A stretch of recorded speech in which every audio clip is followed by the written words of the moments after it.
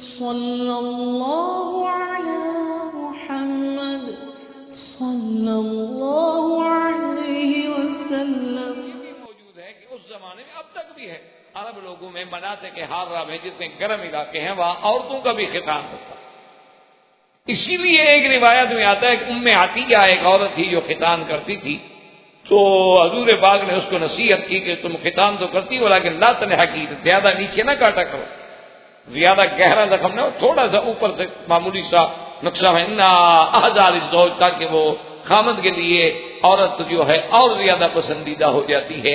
تو یہ کہتے ہیں کہ یہ سب سے پہلے ختان جو ہے سیدنا ابراہیم میں آیا، اور آپ کی بیوی کا بھی ختان ہوا لیکن بطور سزا کہ بی بی سارہ نے اپنا غصہ یوں پورا کر کے قسم پوری کر۔ بہرحال اللہ عالم، لیکن مردوں میں جو ختان ہے وہ تو بالکل ٹھیک ہے، سنت ابراہیم علیہ السلام، اس میں تو کوئی شک نہیں۔ اسماعیل علیہ السلام کا ختنہ، اور اول من اختتن، سب سے پہلا انسان ہے جس کا ختنہ وہ سیدنا ابراہیم، خدا کی شان۔ اور ختنہ بھی آپ کا کب وہ 80 سال کے، اس وقت آپ بچے نہیں تھے، آپ کی عمر مبارک 80 سال۔ اول من رأى الشیب، اور اس وقت یعنی مردوں میں پہلے شخص ہے ابراہیم علیہ السلام جنہوں نے اپنے بال داڑھی میں سفید دیکھے، ورنہ پہلے جو تھے مانا یہ ہے کہ لوگوں نے کبھی بال سفید دیکھا ہی نہیں۔ تو سب سے پہلے جب ابراہیم علیہ السلام نے بالوں کو سفید دیکھا تو پوچھا کہ یا رب بما ھذا، یہ کیا؟ اللہ نے فرمایا کہ وقار، یہ تو وقار ہے بندے کا۔ قال یا رب زدنی وقارا، کہ اللہ اگر یہ وقار ہے تو اور بڑھاؤ، پھر اور زیادہ کرو، تھوڑا وقار کیوں ہے، پھر زیادہ ہونا چاہیے۔ تو یہ اول من شب جو ہے وہ بھی ابراہیم علیہ السلام، اول من اختتن وہ بھی ابراہیم علیہ السلام، یہ بھی شان سیدنا ابراہیم علیہ السلام۔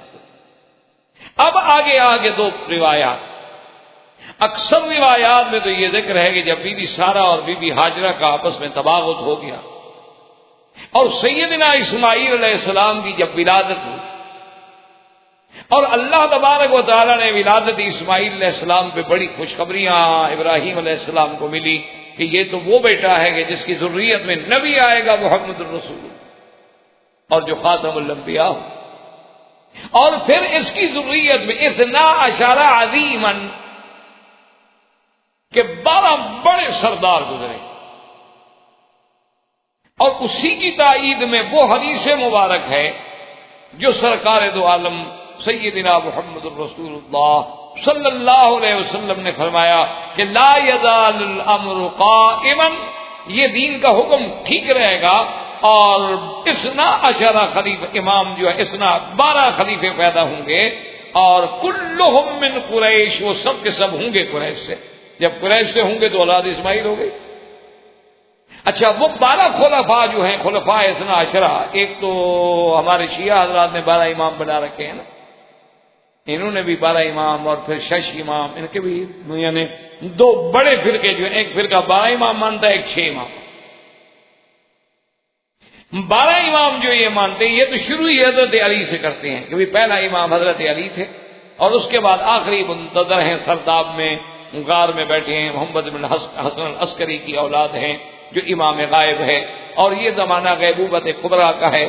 تو غیبوبت کبریٰ کے زمانے میں وہ کہتے ہیں کہ یہ جو ہمارے آیت اللہ ہوتے ہیں یہ ان کے نائب ہوتے ہیں، پھر ان کے احکام پہ امت کو چلنا ہوتا ہے، یہ ان کا عقیدہ ہے، لیکن اس میں کوئی حقیقت نہیں، کیونکہ حضرت علی کے بعد حضرت حسن نے سلو کر لی، حضرت حسین کو خلافت ملی ہی نہیں۔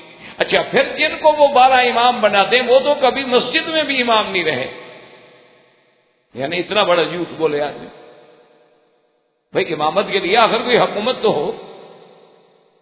جیسے کہ ابوالکلام نے ایک بڑی عجیب بات لکھی، انہوں نے لکھا ہے کہ خلافت کوئی مسیحیت کا پوپ تو نہیں ہے، یعنی خلافت و امامت کا جو تصور ہے اسلام میں، وہ کوئی مسیحیت کا پوپ نہیں ہے کہ جس کے لیے پیشانوں کا سجدہ کافی ہو، بلکہ خلافت تو تمکن فی الارض کا نام ہے، کہ حکومت بھی تو ملے نا کسی جگہ، تبھی تو خلیفہ بنے گا۔ تو ان بیچاروں کو تو کبھی نہیں ملی۔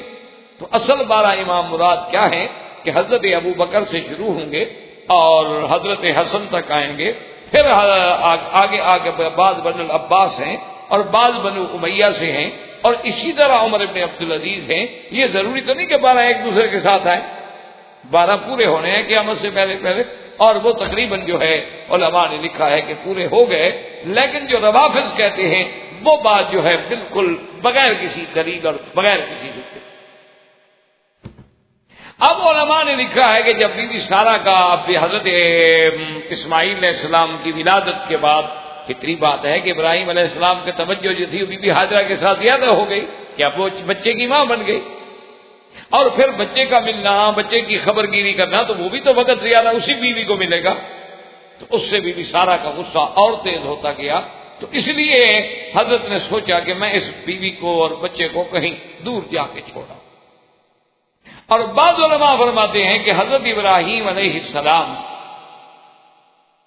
چونکہ اپنے بیٹے کی محبت میں آ کر، کیونکہ خلیل جو ہوتا ہے وہ تو اللہ کا دوست ہے، اور دوست تو پھر کسی اور کی محبت برداشت نہیں کرتا، اسی لیے سیدنا محمد الرسول اللہ صلی اللہ علیہ وسلم نے فرمایا کہ لو کنت متخذا خلیلا لاتخذت ابا بکر، کہ اگر میں کسی کو خلیل بناتا تو ابو بکر کو بناتا، لیکن ان صاحبکم خلیل اللہ، لیکن چونکہ میں اللہ کا خلیل ہوں تو لہذا اب دل میں وہ مقام جو اللہ کو دیا جا چکا ہے اس کے لیے کسی اور کی گنجائش نہیں۔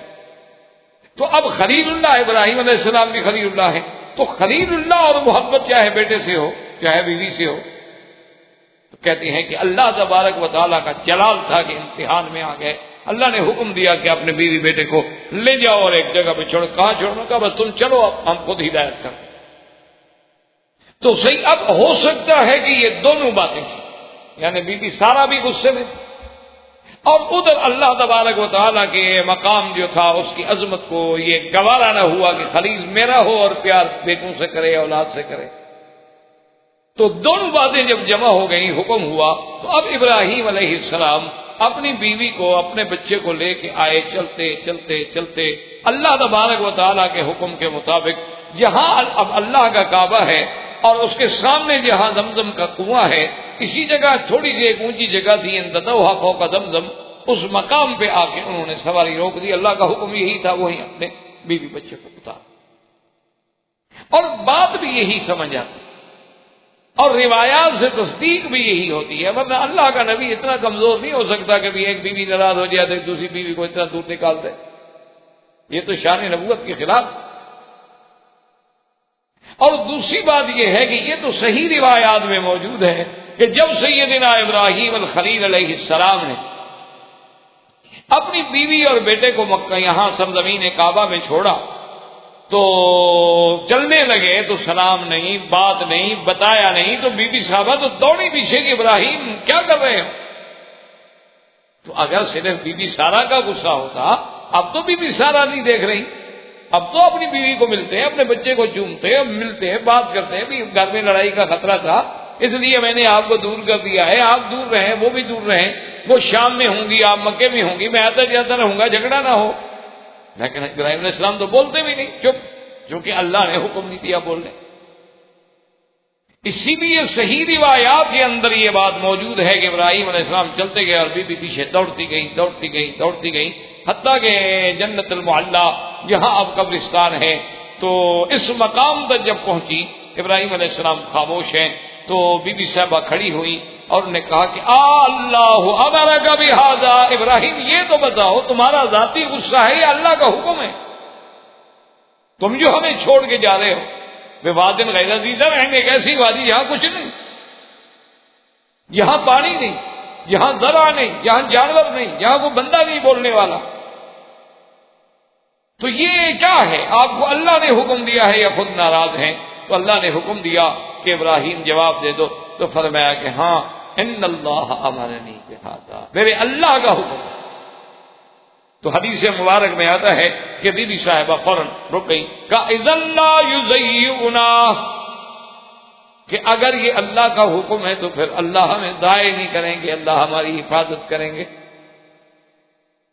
اور بعض روایات میں یہ بھی آتا ہے کہ بی بی نے کہا حسبنا اللہ ونعم الوکیل، کہا کہ ابراہیم اب کیا ہے، ہمیں اب آپ کا کوئی فکر۔ بی بی صاحبہ واپس آ گئی، آپ کے پاس کیا ہے؟ ایک بچہ ہے، وہ بھی لذیذ دودھ پینے والا، اور ایک مشکیزہ ہے پانی کی، اور ایک مشکیزہ ہے اس میں کچھ ستو ہے، کچھ کھجورے ہیں۔ یہ ذات راہ ہے۔ تو تھوڑا تھوڑا کر کے گزارا ہونے لگا، اور کتنے دن تک وہ پانی چل سکتا تھا، آخر وہ پانی جو تھا ختم ہو گیا۔ اب جب پانی ختم ہو گیا، کان اسماعیل یتلبتو، روایت میں آتا ہے کہ اسماعیل علیہ السلام پلٹیاں کھانے لگے پیاس۔ یہ واقعات پڑھ لینا یا کسی سے سن لینا تو کوئی ایسی بات نہیں، ضرورت اس بات میں ہے کہ اس میں تفکر کریں کہ وہ کیا وقت ہوگا کہ اس کعبۃ اللہ میں نہ عمارت ہے نہ کعبہ ہے، اور سب سے بڑی بات یہ ہے کہ میلوں تک کالے کالے پہاڑ ہے، کوئی بندہ نہیں، ایک اکیلی عورت بیٹھی ہو، کیا مقام کیا ہوگا، اس پہ گزری کیا ہو۔ اسی پہ ذرا آپ تصور کریں نا جی، آپ اپنے فلیٹ میں ہوتے ہیں، بچے چلے جائیں نا تو کئی دن تک بندے کو نیند نہیں آتی، اکیلا سو رہا ہے بندہ، 2 دفعہ آدمی چیک کرتا ہے کہ دروازے بند ہیں، لاک ہیں، کیا ہیں، اب اکیلا سو رہا ہوں، بھائی انسان ہے، سو گیا، پتہ نہیں کیا ہوگا۔ تو سیدہ ہاجرہ کا مقام عظمت دیکھیں کہ ایک اکیلی عورت ہے، ایک دودھ پینے والا بچہ ہے، اور اللہ پہ کتنا بڑا یقین۔ یہ تو دین کے لیے عورتوں کی قربانیاں تھیں۔ اسی لیے اب آپ ہم دیکھ لیں کہ بھی ہم حج پہ آتے ہیں، کیا ہماری بیٹیاں، ہماری بہنیں، ہمارے گھر والے لوگ، ہمارے عزیز و اقارب، کیا وہ عورتیں بھی اتنی مشقت برداشت کرنے کے لیے تیار ہیں اس کعبۃ اللہ کے لیے، اس گھر کے لیے، اس حج کے لیے، اس دین کے لیے؟ اتنا بڑا امتحان جو اٹھایا جا رہا ہے، کوئی بات تو نہیں آسان سی۔ اب بیٹا تڑپ رہا ہے، پانی کوئی نہیں، آپ بتائیں کہ جناب ایک عورت کہاں جائے، اور پھر اولاد ہے۔ تو سب سے قریب ترین پہاڑ جو تھا وہ جبل صفا، تو بی بی صاحبہ دوڑ کے صفا پہ چڑھی کہ دور کہیں نظر ڈالوں، شاید کوئی اڑتے ہوئے پرندے نظر آ جائیں۔ اچھا، بعض پرندے خاص ہوتے ہیں جو خاص طور پہ پانی کی جگہ پہ اڑتے ہیں، اور وہ عرب لوگ پہچانتے ہیں چونکہ صحراؤں کے رہنے والے لوگ ہیں کہ شاید کوئی پرندہ نظر آ جائے، یا کوئی قافلہ گزرتا ہوا قدرت سے نظر آ جائے اور ان کے پاس پانی ہو تو میرا بچہ بچ جائے۔ تو ام اسماعیل علیہ السلام آپ صفا پہ چڑھی، صفا سے پھر آپ مروہ کی طرف چلے۔ اب صفا اور مروہ کے درمیان میں جہاں انہوں نے سبز بتی کا نشان لگا دیا ہے، یہ جگہ تھی نیوی۔ اب باقی جگہ جو تھی وہ اونچی تھی، وہاں سے تو اسماعیل علیہ السلام نظر آتے تھے۔ جب بی بی صاحبہ یہاں وادی میں اتر جاتی نیچے تو اسماعیل علیہ السلام نظر نہیں آتے تھے، تو بی بی تیز سے کہ بھی اب جلدی اونچی جگہ پہ جاؤں، دیکھوں تو صحیح، خدا نہ خاصا میں پانی ڈھونڈ رہی ہوں اور کوئی جنگل کا جانور آگے حملہ کر دے بچے پہ۔ اسی طرح مروہ پہ چڑھی، پھر واپس آئیں، کچھ نہیں نظر آ رہا۔ تو اسی دوڑنے کو میرے اللہ نے ایسا قبول فرما لیا کہ قیامت تک انبیاء، اولیاء، صلحاء، حجاج، ہر آدمی سنت ام اسماعیل کو زندہ رکھے گا اور صفا اور مروہ کے درمیان دوڑے گا، کہ وہ اللہ کے لیے جو تڑپ، اور اس دوڑنے پر ثواب تب مرتب ہوتے ہیں، اس کے فضائل تب حاصل ہوتے ہیں کہ جب کیفیت وہ پیدا ہو جائے کہ سامنے بچہ ہو، اس کی ہلاکت یقینی ہو، پانی کہیں سے نظر نہ آئے، آدمی اکیلے وحشت میں ہو اور بے تحاشا دیوانوں کی طرح بھاگ رہا ہو۔ جب یہ کیفیت پیدا کرے پھر دیکھیں کہ صفا مروہ کی برکتیں کیسے حاصل ہوتی ہیں۔ اب تو ٹھیک ہے، ایک سنت ہے، ادا ہو جاتی ہے، آدمی پوری کر لیتا ہے، اب تو اے سی ہے، ایئر کنڈیشن ہے، راحت ہے، آرام ہے، اس کے بعد بھی آدمی کہتا ہے جی بہت رش ہے، اس دفعہ تو بہت تکلیف ہوئی، چلو جی اوپر دوڑ لیں گے، اس سے اور اوپر دوڑ لیں گے۔ لیکن وہ کیفیت جب تک پیدا نہ ہو، فضائے بدر پیدا کر، وہ کیفیت پیدا کرو تو رحمت آئے نا۔ تو اس لیے بی بی صاحبہ دوڑی، اور اسی دوڑ میں تھی کہ آواز آئی۔ جب آواز آئی تو بی بی صاحبہ رک گئی۔ بی بی صاحبہ کے رکنے پر بی بی صاحبہ کھڑی ہو گئی، نے کہا کون ہو؟ اگر تمہارے پاس کچھ ہے تو باتیں کرو، سامنے آؤ۔ تو پھر آواز آئی کہ بی بی صاحبہ آپ نہ گھبرائیں، آپ اپنے بچے کے پاس تو آئیں۔ تو جب بچے کے پاس آئیں تو کیا دیکھتے ہیں کہ حضرت اسماعیل کے پاؤں ہل رہے ہیں۔ اللہ نے حکم دیا کہ جبرائیل جس جگہ میرے نبی اسماعیل علیہ السلام کے پاؤں ہل رہے اسی جگہ پر مارو، اور یہیں سے چشمہ نکلے۔ تو اس لیے روایات میں یہ آتا ہے کہ یہ مائے زمزم جو ہے، اس میں اللہ نے بڑی عظیم رحمتیں جمع کی ہیں کہ ایک تو جبریل علیہ السلام کا پر لگا، اور ایک اللہ کے نبی کے پاؤں لگے، اور پھر تیسری بڑی نعمت یہ ہے کہ ایک دفعہ حضور پاک نے خود ڈول منگوا کے پیا اور اپنا لعاب دہن ڈالا اور پھر زمزم میں ڈال دیا تو وہ برکتیں بھی شامل ہو گئیں زمزم میں. تو اب پانی نکلا. جب پانی نکلا تو بی بی صاحبہ نے جلدی جلدی پتھر جو پڑے تھے نا لے کے روکنا شروع کیا. زم زم زم زم ٹھہر جا ٹھہر جا ٹھہر جا, اور ہاتھوں سے لے کے اس مشکیدے میں بھرنے کی کوشش کی. تو حضور پاک نے فرمایا یرحم اللہ ام اسماعیل, اللہ اسماعیل کی اماں پہ رحمت فرمائیں, اگر وہ ایسا نہ کرتی قول کان عینا معینا, یہ تو ایک نہر جاری ہو جاتی دنیا. لیکن اللہ کو یہی منظور تھا, اللہ کی حکمت ہے اسی میں. تو اسی اسنا میں جب پانی کا انتظام ہو گیا, اس وقت کعبۃ اللہ کی کوئی عمارت نہیں. کعبۃ اللہ جو ہے وہ ایک ٹیلے کی شکل میں تھا, ایک اونچا ٹیلا بن گیا تھا, اور باہر سے جب برسات کے پانی گرتے تھے, کوئی ادھر سے چلا گیا پانی, کوئی ادھر سے چلا گیا, درمیان میں ٹیلے کی کیفیت میں تھا, کوئی عمارت نہیں. کچھ دنوں کے بعد قبیلہ جرہم میں اسفل مکہ تھا, یعنی مکے کا جو نیچے کا حصہ ہے, بسم اللہ یوں سمجھ لیں یہ نیچے کا حصہ ہے, قدا جو ہے نیچے کا حصہ ہے. تو ادھر قدائی والی جانب, قدا والی جانب جو ادھر سے جب گزرا اور وہ پڑاؤ کیا انہوں نے, جیسے قافلے اونٹوں کے چلتے تھے نا جی, پھر ایک رات کو چلتے چلتے تھک گئے, سیر سو گئے, پھر صبح کی تہجد کے وقت پھر چل پڑے, پھر گرمی ہوئی تو پھر بیٹھ گئے. تو انہوں نے دیکھا کہ ایک پرندہ اڑ رہا ہے جو عام طور پر پانی پہ ہوتا ہے. تو انہوں نے اپنے لوگوں سے کہا بھی یہاں تو ہم نے کبھی پانی نہیں دیکھا, یہ کیسا پانی ہے, پتہ تو کرو. تو ان کے آدمی دوڑے دوڑے آئے, آ کے دیکھا کہ بی بی صاحب آئے ہیں, ایک بچہ ہے اور چشمہ ہے ماشاءاللہ ابل رہا ہے.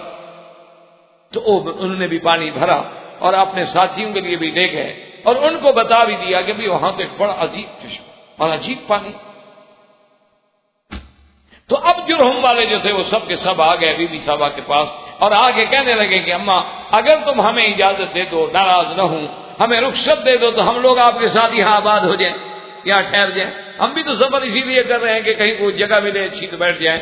بی بی صاحب نے کہا کہ ہاں یہ تو آپ کو میں اجازت دیتی ہوں, ولکن لا حق لکم علی الماء, لیکن تمہارا پانی پر کوئی کنٹرول نہیں ہو, پانی ہمارے کنٹرول میں ہو. انہوں نے کہا ٹھیک. تو پھر قبیلہ جرہم جو ہے وہاں آباد, اور قبیلہ جرہم جو ہے یہ عرب سے خالص. تو اب سیدنا اسماعیل علیہ السلام نے اول من تکلم بالعربیہ, پہلا بندہ جو عربی بولنے والے ہیں وہ سیدنا اسماعیل علیہ السلام ہے, اور انہوں نے جو ہے لغت عربیہ جرہم سے سیکھی, اور جرہم سے لغت سیکھی. اور جب اب جناب جوانی آنے لگی, ابراہیم اسماعیل علیہ السلام بچے تھے, پھر جوان ہونے لگے, اور اتنا ماشاءاللہ جمال کے ابراہیم علیہ السلام کے بیٹے ہیں. تو بنو جرہم نے خواہش ظاہر کی کہ بی بی ہاجرہ سے کہ مہربانی کریں, آپ کا بچہ اب جوان ہو گیا ہے, تو ہماری لڑکی سے شادی کریں. تو اسماعیل علیہ السلام نے جرہم کے قبیلے سے ایک لڑکی سے شادی. اس کے بعد سیدہ ہاجرہ جو ہے وہ وفات فرما گئی. ابراہیم علیہ السلام کو جب اللہ کی طرف سے اجازت ملی تو ابراہیم علیہ السلام تشریف لے آئے کہ بھی مکے جا کے میں پتہ تو کروں کہ میرے بیٹے کا اور بیوی کا کیا حال ہے.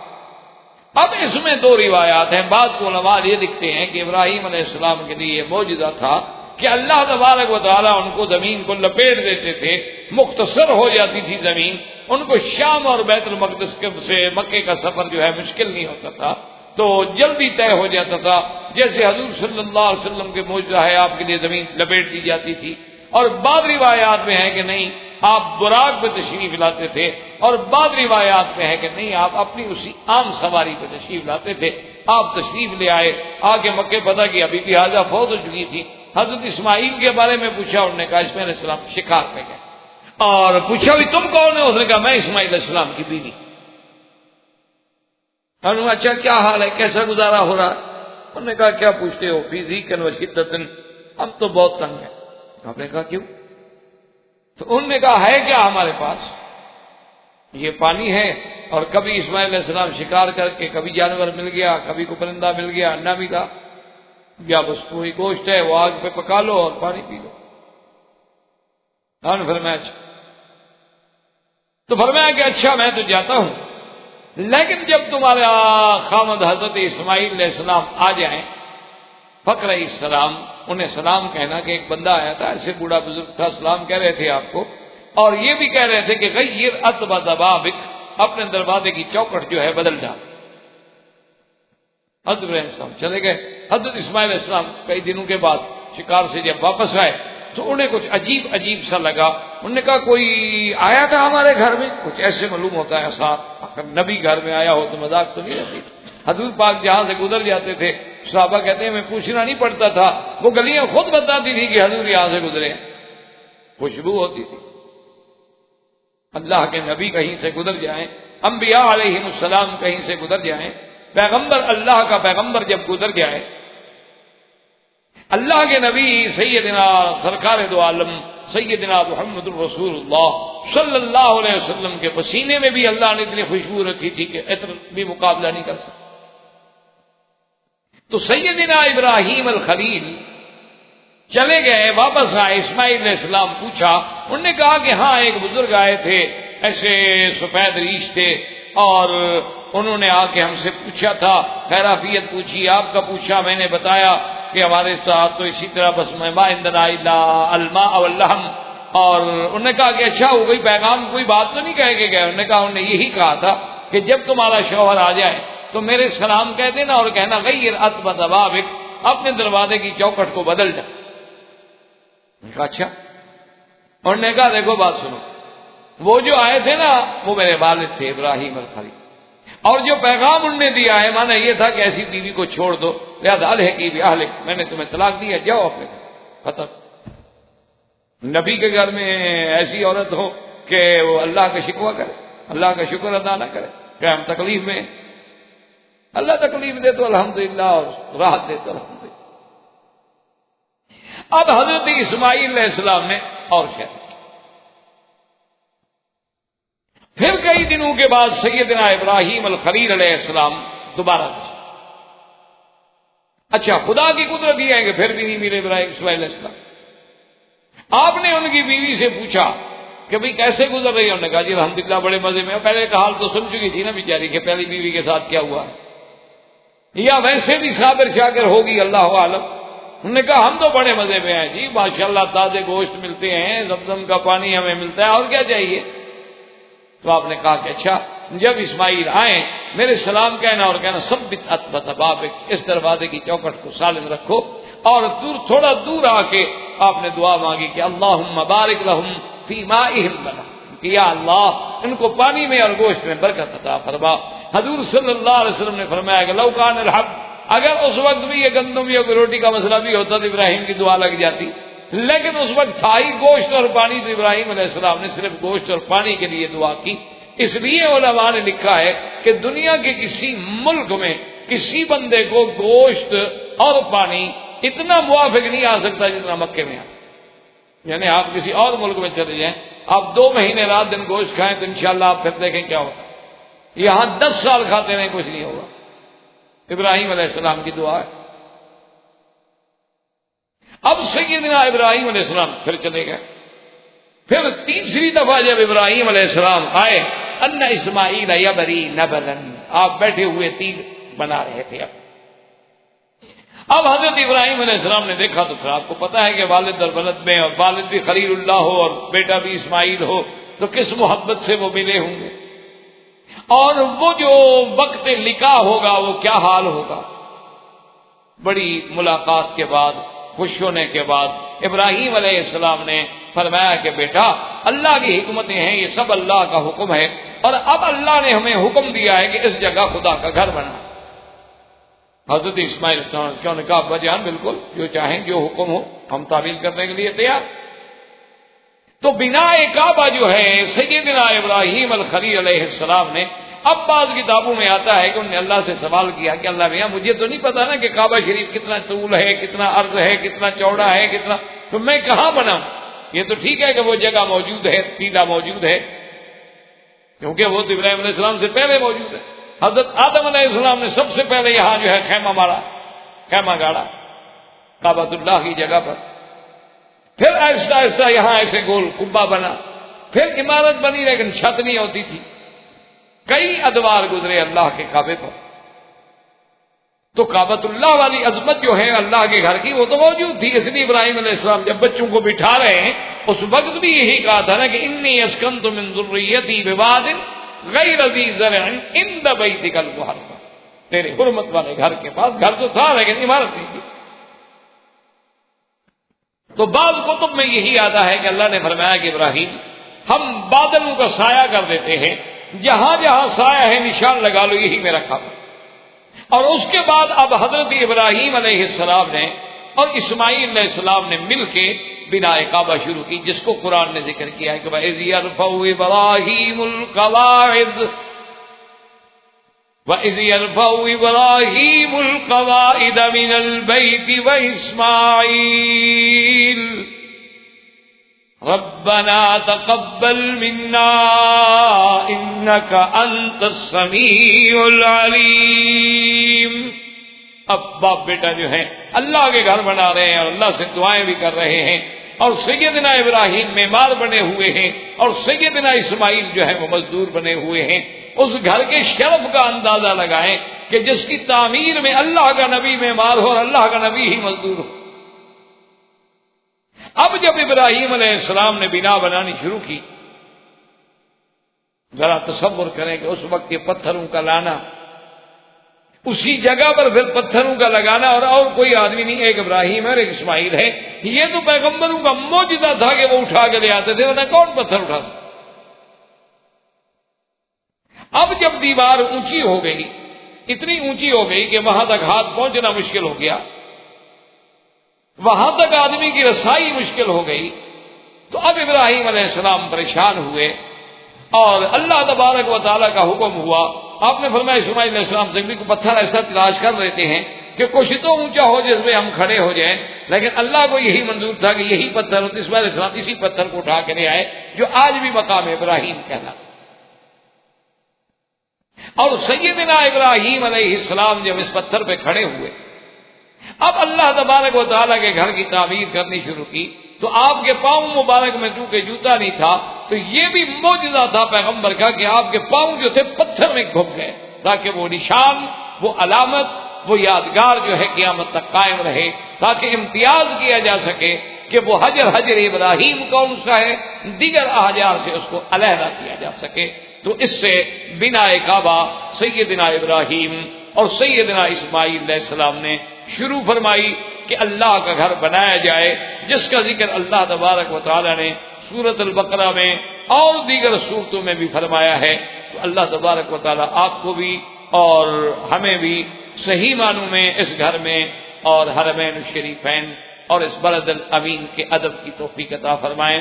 وصلی اللہ تعالی علی خیر خلقہ سیدنا محمد وعلی آلہ وصحبہ اجمعین۔ برادران اسلام، واجب الاحترام بزرگوں، دوستوں، بھائیوں، عزیز نوجوانوں، الحمدللہ قصص الانبیاء کے اس سلسلہ دروس میں ہم نے سیدنا ابراہیم الخلیل علیہ السلام کے بارے میں کچھ باتیں پڑھی تھی اور کچھ باتیں میں سیدنا ابراہیم علیہ السلام اولو العزم من الانبیاء یعنی اللہ نے جن انبیاء کو اولو العزم ہونے کا شان بخشا ہے ان میں سیدنا ابراہیم الخلیل ہے۔ اور اسی طرح سیدنا ابراہیم علیہ السلام جو ہیں یہ ابو الانبیاء بھی، آپ کی ذریت سے اللہ نے نبوت کا ایک عظیم سلسلہ جاری کیا، اور سیدنا ابراہیم علیہ السلام وہ پیغمبر ہیں کہ جن کو اللہ نے اپنے خلیل ہونے کا اعزاز کیا۔ ابراہیم علیہ السلام جو ہیں وہ خلیل اللہ،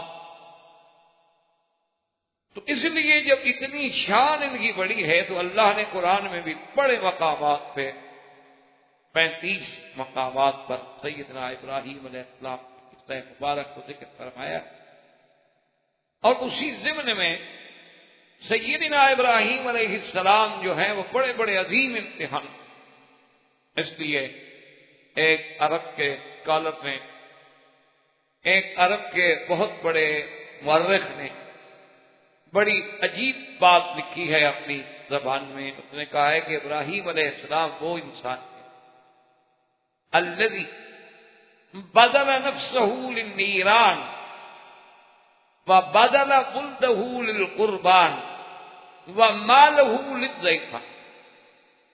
نے کہا کہ سیدنا ابراہیم ان لوگوں میں کہ جس نے اللہ کے لیے اپنے نفس کو تو آگ کے لیے بھی پیش کر دی، اپنے بیٹے کو ذبح کے لیے پیش کر دیا، اور اپنے مال کو ضیف اور مہمانوں کے لیے پیش کر دیا، جس نے سب کچھ لٹا دیا تھا. تو ہم اس مقام پہ تقریباً پہنچے تھے جہاں تک مجھے یاد ہے کہ سیدنا ابراہیم علیہ السلام اپنے بچوں کو جب چھوڑ گئے اور 2 دفعہ تشریف لے آئے، اور اسماعیل علیہ السلام کی والدہ فوت ہو گئیں. اب اسماعیل علیہ السلام جوانی کی طرف بڑھے تو اللہ کے حکم سے ابراہیم علیہ السلام جب دوبارہ تشریف لے آئے تو انہیں بناء کعبہ کا اللہ کے گھر بنا رکھا. اب اس وقت مکہ کچھ آباد ہو چکا تھا، قبیلہ جرہم وہاں مستقل رہائش پذیر ہو چکا. سیدنا اسماعیل علیہ السلام کی ان سے قرابت بھی ہو گئی، رشتہ داری بھی ہو گئی، آپ نے عربی بولنا بھی انہی سے سیکھا. اب جب اسماعیل علیہ السلام کے پاس ان کے ابا سیدنا ابراہیم الخلیل علیہ السلام تشریف لائے، اس وقت ہے جب آپ کی بیوی یعنی ہاجرہ، کیونکہ سیدنا اسماعیل جو ہیں یہ بی بی ہاجرہ کی، اور سیدنا اسحاق جو ہیں وہ بی بی سارہ کے بعد. اللہ نے حکم دیا کہ میرے گھر کی تعمیر. اب مفسرین کرام نے لکھا ہے کہ پھر اس گھر کے بارے میں چونکہ سیدنا ابراہیم علیہ السلام کو تو پتہ ہی نہیں تھا، ایک ٹیلہ تو یہاں موجود تھا، وہ تو حضرت نوح علیہ السلام کے زمانے میں جب طوفان آیا تب بھی کعبۃ اللہ ایک ٹیلے کی شکل میں موجود تھا، اور وہ کشتی جو ہے تقریباً 41 دن تک طواف کرتی رہی اللہ کے کعبے کا. اور جب حضرت آدم علیہ السلام تشریف لائے تو ایک کپے کی شکل میں جیسے خیمہ لگاتے ہیں آپ نام، اسی طرح کا ایک خیمہ انہوں نے بھی بنایا، کعبۃ اللہ کی علامت کے اللہ کا گھر ہے. لیکن اس سے پہلے بھی اللہ کے حکم سے فرشتے اس گھر کو بنا چکے تھے. اس گھر کی تعمیر میں کئی ادوار گزرے. اللہ کے حکم سے فرشتوں نے بنایا، پھر آدم علیہ السلام نے بنایا، پھر ادریس علیہ السلام کے زمانے میں کعبۃ اللہ کو بنایا گیا، اور پھر یہ ختم ہو گیا طوفان نوح میں. پھر ایک ٹیلہ تھا سیدنا ابراہیم علیہ السلام کے زمانے میں تعمیر ہوا. سیدنا ابراہیم علیہ السلام کی تعمیر کے بعد پھر زمانہ قریش میں جبکہ سرکار دو عالم صلی اللہ علیہ وسلم کی عمر 25 سال تھی، اس وقت بھی کعبۃ اللہ تعمیر ہوا. پھر حضور صلی اللہ علیہ وسلم کے بعد عبداللہ ابن الزبیر جب مکے پہ حاکم بنے تو انہوں نے حضور کی تمنا کے مطابق پھر کعبۃ اللہ کی تعمیر کی. عبداللہ ابن الزبیر کی شہادت کے بعد پھر حجاج بن یوسف نے دوبارہ اس تعمیر کو قریش کی تعمیر پہ بدل دیا. باقی جہاں تک مرمت کا تعلق ہے وہ تو ہر دور میں ہوتی رہی، جیسے اب بھی ماشاءاللہ اس حکومت کے رشیدہ کے دور میں بھی بڑی زبردست کی اندر سے اور باہر سے اور حتیب سے اور دروازہ مبارک اور چھت مبارک یعنی بے انتہا کام ہوا. تو اللہ نے جب حکم دیا تو سیدنا ابراہیم علیہ السلام نے اس وقت کعبۃ اللہ بنایا. اور آپ تصور کریں کہ اس وقت کعبۃ اللہ کا معمار، معلم، مستری، انجینئر جو بھی سمجھ رہے وہ صرف سیدنا ابراہیم ہیں، اور مزدور کون ہے؟ اسماعیل. یعنی اس گھر کی عظمت کا اندازہ لگائیں کہ جہاں اللہ کے پیغمبر، اللہ کے نبی جو تھے وہ معلم بھی تھے، مزدور بھی. اب مسئلہ یہ تھا کہ ابراہیم علیہ السلام کو کعبۃ اللہ کے طول عرض کا عمق کا پتہ نہیں تھا کہ بھی کتنا طول ہو، کتنا عرض ہو، کہاں تک کعبۃ اللہ گیا تھا. وہ تو ایک ٹیلہ تھا، سیل آتی تھی اور مٹی کٹھی ہوتی گئی ایک ٹیلہ بن گیا. اب اس کے بارے میں تاریخ میں 2 باتیں آتی ہیں، کسی حدیث مبارک میں تو ذکر نہیں، اور نہ ہی اللہ تبارک و تعالیٰ نے قرآن مقدس میں اس کا ذکر کیا ہے. مقصود ہی نہیں، مقصد تو صرف یہ تھا کہ ابراہیم علیہ السلام نے کعبہ بنایا بس. اب اللہ کا قرآن ان تفاصیل میں تو نہیں جاتا نا کہ وہ کعبۃ اللہ جو بنا تو اس کا طول کیا تھا، اس کا عرض کیا تھا، اس کی اونچائی کیا تھی، اس کے دروازے کتنے تھے، اس میں کن کن پہاڑوں کا پتھر لگایا گیا، پتھر کتنے لمبے تھے، چوڑے تھے. کوئی اس میں اس بات کی ضرورت ہی نہیں، تو اس لیے قرآن ان چیزوں کو ذکر ہی. قرآن صرف ایک اشارہ دیتا ہے کہ ہم نے حکم دیا اور ابراہیم اسماعیل نے ہمارا گھر بنایا بس. البتہ تاریخ جو ہے اور اسرائیلیات جو ہیں، کتب سابقہ جو ہیں، ان میں یہ بات ملتی ہے، اور اس میں دو چیزوں کا ذکر ہے کہ جب سیدنا ابراہیم نے دعا مانگی کہ یا اللہ آپ نے حکم دیا میرا گھر بناؤ، کیسے بنے؟ مجھے تو پتہ نہیں آپ کا گھر طول عرض کیا۔ تو کہتے ہیں کہ خدا کی قدرت سے وہاں ایک اژدہا یعنی بڑا سانپ کعبۃ اللہ کے اس وسط میں اس ٹیلے پہ ظاہر ہوا، اور اس نے جا کے پورا خط کھینچ دیا۔ آپ دیکھیں نا، جب سانپ چلے تو نیچے نشان تو بن جاتا ہے، پورا اس نے جا کے ایک دائرہ کھینچ دیا، تو اشارہ ہو گیا کہ یہی جگہ ہے، اسی پہ تعمیر کریں۔ اور دوسری روایت میں یہ آتا ہے کہ اللہ تبارک و تعالیٰ نے بادلوں کو حکم دیا، سحاب کو حکم دیا کہ اتنی جگہ پہ سایہ، اور ابراہیم علیہ السلام کو حکم دیا گیا کہ جہاں جہاں سایہ ہے وہاں نشان لگا دو، بس یہ میرا گھر ہے۔ اور یہ بات اقرب بھی ہے، اس لیے کہ سرکار دو عالم صلی اللہ علیہ وسلم سیدنا محمد الرسول اللہ صلی اللہ علیہ وسلم کی صفات میں، آپ کی شان مبارک میں جہاں اور باتوں کا ذکر ہے، وہاں یہ بات بھی ملتی ہے کہ آپ پر بادل سایہ کرتے تھے۔ جیسے آپ شام کے سفر میں جا رہے ہیں تو اس راہب نے جب پہچانا اور ابی طالب سے کہا کہ دیکھو، حالانکہ حضور صلی اللہ علیہ وسلم کا اس وقت بچپنا ہے، شباب ہے، ابھی آپ کو نبوت بھی نہیں ملی، اس نے کہا تم دیکھ نہیں رہے ہو کہ آپ جہاں چل رہے ہیں وہاں سایہ ہے؟ اور حضور صلی اللہ علیہ وسلم جب ایک درخت کے نیچے آ کے بیٹھے تو آپ سے پہلے چونکہ ساتھی بیٹھ چکے تھے اور سائے والی جگہ سب دوستوں نے قبضہ کر لی تھی، تو حضور اس جانب بیٹھ گئے جہاں دھوپ تھی، کسی ساتھی کو تکلیف نہیں دی کہ بھئی تم اٹھ جاؤ یا میرے لیے جگہ بناؤ۔ تو جب حضور بیٹھے تو سایہ حضور کی طرف ڈھل گیا، اب وہ دھوپ میں بیٹھے ہیں اور حضور صلی اللہ علیہ وسلم سائے میں بیٹھے۔ انہی چیزوں سے ہمارے ملکوں میں، انڈو پاک میں، بنگلہ دیش میں اور بھی دیگر مسلمان ملکوں میں ایک بڑی عجیب سی بات چل نکلی ہے کہ اللہ کے نبی کا سایہ نہیں تھا۔ یہ ایک بڑی مشہور بات ہے، وہ دراصل یہی دھوکہ ہے لوگوں، اور اس سے وہ نعوذ باللہ پھر محبت میں بڑھتے بڑھتے شرک میں چلے جاتے ہیں کہ جب سایہ نہیں تو مانا یہ ہے کہ وہ بشر نہیں تھے، انسان کا تو سایہ ہوتا ہے، تو اللہ کے نبی کا جب سایہ نے مانا ہے کہ خدا تھا، وہ اسی سے پھر شرک میں بڑھتے۔ حالانکہ بعض کتابوں میں جو ذکر آتا ہے نا کہ حضور صلی اللہ علیہ وسلم پہ سایہ نہیں تھا، مانا یہ ہے کہ آپ جب پیدا ہوئے تو والد پہلے فوت ہو گئے، والد کا بھی سایہ نہیں تھا۔ آپ کے پیدا ہونے کے بعد ابھی بچپنا تھا، 7 سال کی عمر تھی کہ والدہ فوت ہو گئی، والدہ کا بھی سایہ نہیں تھا۔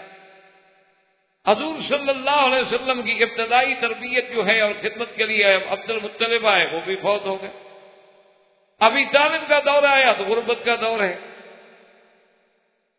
اور حضور صلی اللہ علیہ وسلم کے لیے بادلوں کا بھی سایہ کر دیا گیا۔ تو اس لیے بعض علماء اس محبت میں لکھتے ہیں کہ اللہ نے اپنے نبی کو کسی بندے کے سائے میں نہیں رکھا، اللہ نے انہیں تو اپنے سائے میں رکھا، اپنی تربیت میں رکھا کہ اگر بچہ اچھا ہو تو بعض کہتے ہیں جی والدین کا کمال ہے، بچہ اچھے امتحان میں نمبر پاس کر رہے تو کہتے ہیں جی ماشاءاللہ استاد بڑے قابل۔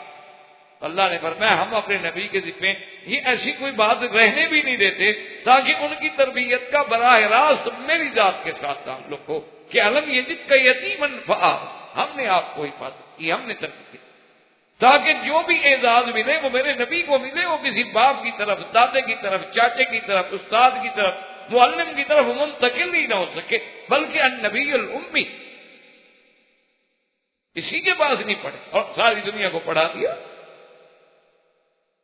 اس لیے ہمیشہ یاد رکھیں کہ بعض علماء نے یہ لکھا ہے کہ وہاں صحاب کا سایہ تھا، وہیں سیدنا ابراہیم علیہ السلام نشان لگا لی، اس کے بعد تعبیر کی۔ اب جب پتھر لگاتے رہے، اور یہ بھی بعض روایات میں ملتا ہے کہ اس میں جو ہے کعبۃ اللہ میں مختلف پہاڑوں سے پتھر لائے گئے، جیسے جبل کہتے ہیں زیتا ہے، جبل سینا ہے، جبل جودی ہے، جبل لبنان ہے، جبل کعبہ ہے، لیکن یہ ساری باتیں اسرائیلی روایات سے ملتی ہیں۔ ہمیں یہ بات کسی یعنی صحیح روایت سے نہیں ملتی کہ اتنی دور سے پتھر لانے کی کیا ضرورت تھی، جبکہ مکہ شریف کے ارد گرد تو اپنے ذاتی پہاڑ موجود ہے۔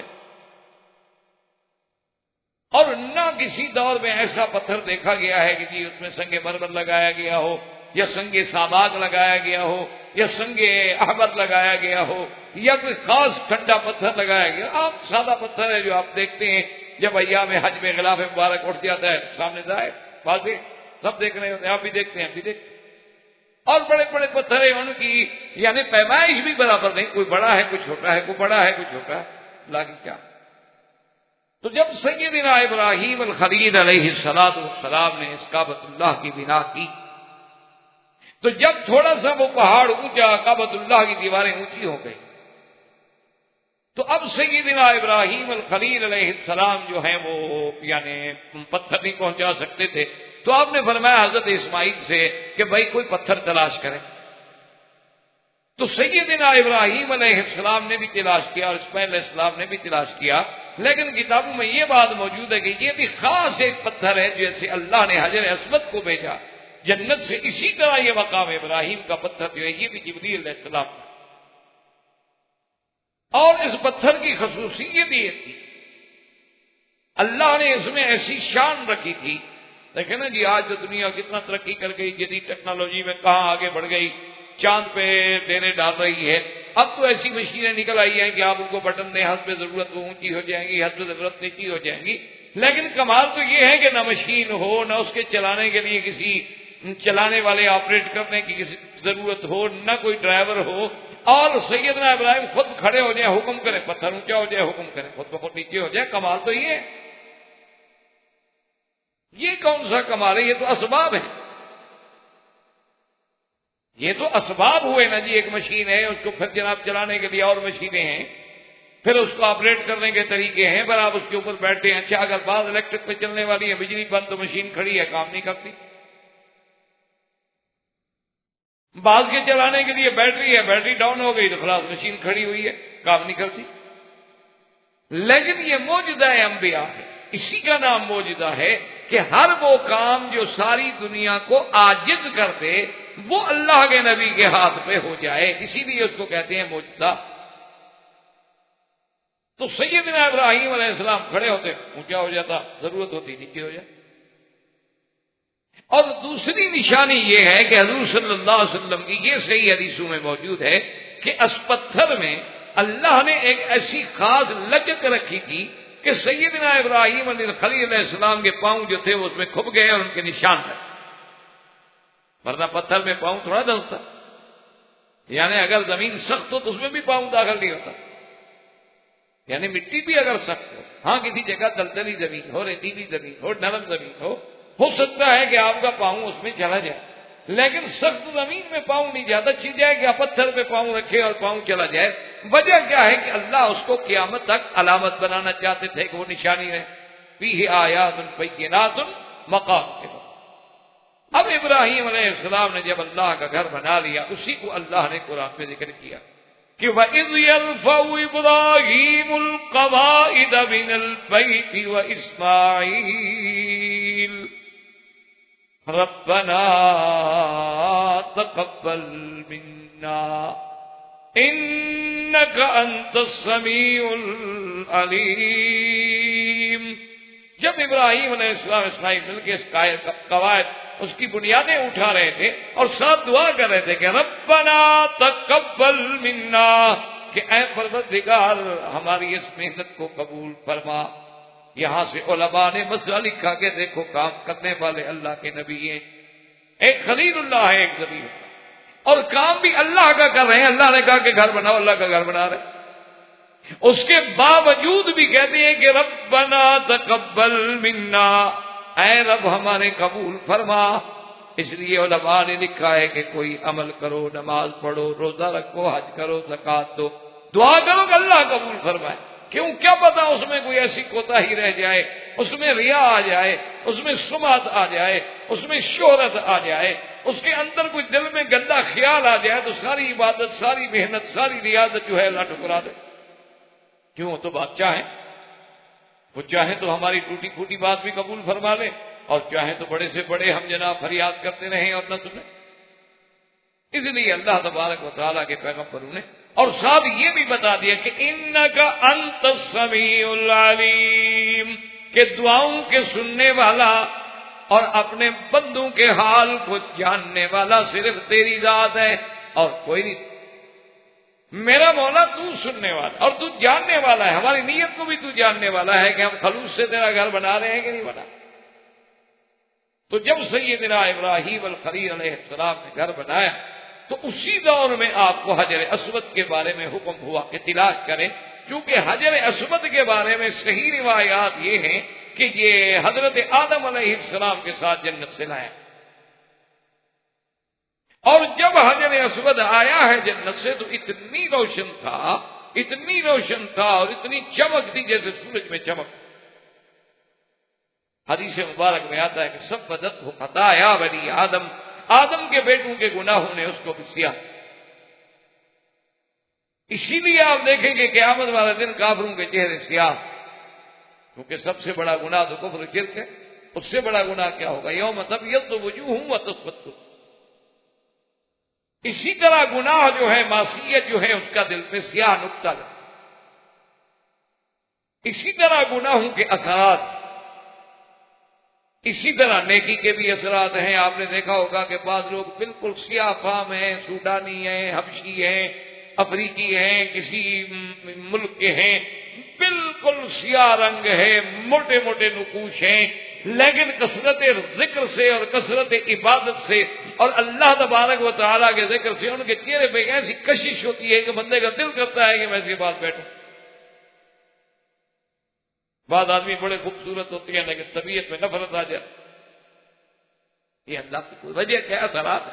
دیکھو نا، کہیں آگ جلے تو گرمی تو آئے گی، اور کہیں اگر آپ جناب کوئی ایئر کنڈیشن چلائیں تو ٹھنڈک تو آئے گی. اتنی بات ہے، اثرات تو آئیں گے. تو اگر ان چھوٹی موٹی چیزوں کے اثرات آتے ہیں تو اللہ کے ذکر کے اثرات کیسے نہیں آتے؟ لیکن یہ چیزیں اصل میں پریکٹیکل ہیں، یہ کہنے سے نہیں سمجھتے. یہ آپ کو لاکھ ہم کہتے رہیں یا اور کوئی کہتا رہے سمجھ نہیں آئے گی. آپ یعنی کلمہ طیبہ جو ہے لا الہ الا اللہ یا صرف لفظ اللہ، اس میں ذات جو ہے، اس کا ذرا 8-10 دن اکیلے بیٹھ کے ذرا ذکر کر کے دیکھیں کہ، اور اس کے بعد پھر مجھے بتائیں کہ طبیعت میں کتنی حدت اور شدت اور کتنی گرمی پیدا ہوئی ہے. ابھی آپ کو کوئی کہہ رہی ہے اللہ اللہ کرنا تھی، یار کیا گرمی ہوگی، مولوی عجیب آدمی کیا کہہ رہا ہے، پتہ دماغ ٹھکانے بھی ہے یا آج کوئی پرزہ ڈھیلا ہو گیا ہے. لیکن میں تو آپ کو تجربے کی دعوت کر رہا ہوں، میں آپ کو مسئلہ نہیں بتا رہا. اللہ کے بڑے مزے، لیکن جو آ کے چکھ لے، یہ چکھنے کی چیزیں ہیں. اب سامنے ایک میٹھی چیز رکھی ہو، میں لاکھ تعریف کروں، کیسے پتہ؟ جب تک آپ چکھیں گے نہیں تو کیسے فیصلہ ہو؟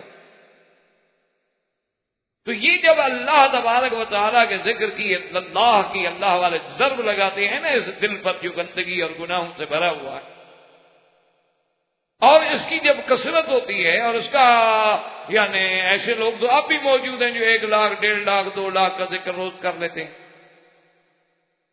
اور پھر جب اس میں اور ترقیاں ہوتی ہیں تو پھر مدارج ہی اور ہیں. لیکن آپ صرف 8 دن کر کے تجربہ کر دیکھیں، پھر دیکھیں کیا حال ہے. آپ جناب ایسے یکدم یعنی ایسے پریشان ہو جائیں گے کہ 4 ایئر کنڈیشن کمرے میں لگا تو آپ کہیں گے اب بھی گرمی ہو رہی. کیوں؟ اللہ کے ساتھ ہے، اس میں ساتھ اس کے اثرات ہے، جلالہ ہے، جل جلالہ، جل شانہ، عز برہانہ.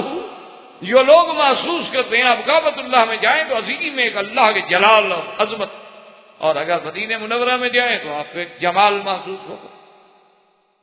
اچھا، وہی لوگوں میں بھی اثر ہے. مدینہ منورہ کا جو اصل آدمی ہوگا نا، جو مدنی النسل ہوگا اور مدنی الاصل ہوگا، وہ کبھی آپ سے ناراض نہیں ہوگا، بڑے پیار سے بات کرے گا. اور جو یہاں کا اصل ہوگا نا، جو ایسے بات کرے کہ اس کا براہ راست اللہ سے تعلق ہے، تمہیں سمجھتا کیا ہے، اس سے بات کرو تو معلوم ہوگا کہ بالکل غصہ تو اس کے ناک میں رکھا ہو. یہ کچھ اثرات ہوتے ہیں، اور یہ باتیں کہنے سے نہیں آتی بلکہ عملی تجربے سے. تو سیدنا ابراہیم علیہ السلام کو حکم دیا گیا کہ حجر اسود کو ڈھونڈیں. تو روایات میں آتا ہے کہ یہ جو ساتھ جبل ابی قبیس ہے، اسی پر اللہ نے اس کو محفوظ کر دیا تھا.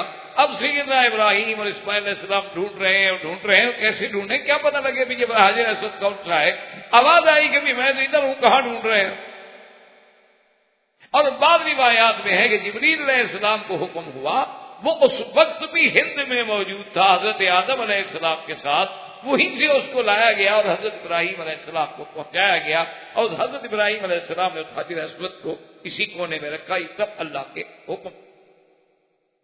اور سیدنا ابراہیم علیہ السلام نے جب اس گھر کو بنا لیا، جب یہ گھر مکمل ہو گیا، اس کے بعد اللہ تبارک و تعالیٰ نے انہیں حکم دیا کہ ابراہیم الخلیل اب اعلان کر دو اور خبر کر دو پورے عالم کو کہ بھائی اللہ کا گھر بن گیا ہے اور اللہ کے گھر میں حج کے لیے آؤ۔ تو سیدنا ابراہیم الخلیل نے عرض کیا کہ مولا کریم، میں اگر یہاں کھڑے ہو کے آواز دوں گا تو میری آواز کون سنے گا؟ یہ تو ایسی ایک چھوٹی سی آبادی ہے، اور کہاں تک میری آواز جائے؟ آج جدید سائنس کو بڑا ناز ہے نا کہ جی ہم نے دیکھو ٹیلی فون کے ذریعے، موبائل کے ذریعے، ہم نے ڈش کے ذریعے، ہم نے سمندر کی لہروں کے ذریعے، ہم نے فضاؤں کے ذریعے دیکھو کہاں کی آوازیں کہاں پہنچا دی ہیں۔ اور یہ تو سارے اسباب ہیں۔ آج اگر تمہارا ایک اسٹیشن فیل ہو جائے، آج راستے میں تمہارا کوئی ایک راڈار کام چھوڑ دے، آج راستے میں تمہارا لگا ہوا کوئی ایک ٹاور جو ہے وہ کام کرنا چھوڑ دے تو سارے سلسلے ختم۔ وہ تو محتاج ہے۔ اسی لیے تو جدید ملکوں میں بھی آپ دیکھیں گے جب بارش آتی ہے سارے سسٹم جو ہے ان کے طرف برہم ہو جاتے، کچھ ہی نہیں کر سکتے، کیا کریں؟ کوئی نظام۔ اچھا، وہ جن کو محکمہ موسمیات 8 دن پہلے بتلا رہے ہوتے ہیں کہ آنے والے ویک میں یہ ہوگا اور یہ ہوگا اور یہ ہوگا اور یہ ہوگا، ان کی اتنے معلومات کے باوجود یہ عالم ہوتا ہے کہ پوری ریاستیں طوفان میں ڈوب جاتی ہیں، لوگ مر رہے ہیں، ڈوب رہے ہیں، کچھ نہیں کر سکتے۔ لیکن اللہ نے حکم دیا کہ خلیل میرا حکم ہے، پکارنا تمہارا کام ہے، آواز کا پہنچانا تو یہ تو ہمارے ذمہ ہے، آپ کے ذمہ تو نہیں۔ وَأَذِّن فِي النَّاسِ بِالْحَجِّ يَأْتُوكَ رِجَالًا وَعَلَى كُلِّ ضَامِرٍ يَأْتِينَ مِنْ كُلِّ فَجٍّ عَمِيقٍ لِيَشْهَدُوا مَنَافِعَ لَهُمْ۔ اللہ نے فرمایا اعلان کرو لوگوں میں۔ سیدنا خلیل نے آواز دی۔ مفسرین کرام نے لکھا ہے کہ مختلف روایات سے یہ بات ملتی ہے کہ آپ کی آواز کو اللہ نے ایسی برکت دی کہ شرقاً غرباً شمالاً جنوباً، بلکہ وہ بچے جو ابھی ماں کے بطن میں تھے وہاں بھی اللہ نے آواز پہنچائی، اور سب نے جواب میں کہا لبیک اللہم لبیک لبیک لا شریک لک لبیک۔ اور یہ بات بھی کتابوں میں موجود ہے کہ جس نے ندائے خلیل پہ ایک دفعہ کہا لبیک، اللہ نے ایک حج نصیب کر دیا، جس نے 2 دفعہ کہا 2 دفعہ نصیب ہوا، جس نے 100 دفعہ کہا اللہ نے اس کو 100 دفعہ نصیب کر دیا۔ آپ دیکھیں تصور میں نہیں ہوتا آدمی کے اللہ یہاں بھیج دیتے حج کر رہا ہے مزے سے، تصور میں بھی نہیں ہوتا بندے کے یعنی کہ میں کبھی حج کر سکوں گا، لیکن اللہ بلا کے مکے بٹھا جب آؤ جی بیٹھو مزے۔ بڑے سے بڑے آدمی اس اطمینان سے، اس آرام سے حج نہیں کر سکتے جیسے مکے میں رہنے والا کر لے۔ اپنی گاڑی ہے، رات کو نکلا، صبح نکلا، کسی وقت چلا گیا، کہیں جا کے کھڑا ہو گیا، کہیں بیٹھ گیا، کھانا سامان سارا گاڑی میں پڑا ہوا ہے، کھا رہا ہے، پی رہا ہے، کپڑا لٹکایا بیٹھ گیا، سایہ بنایا بیٹھا ہوا مزے۔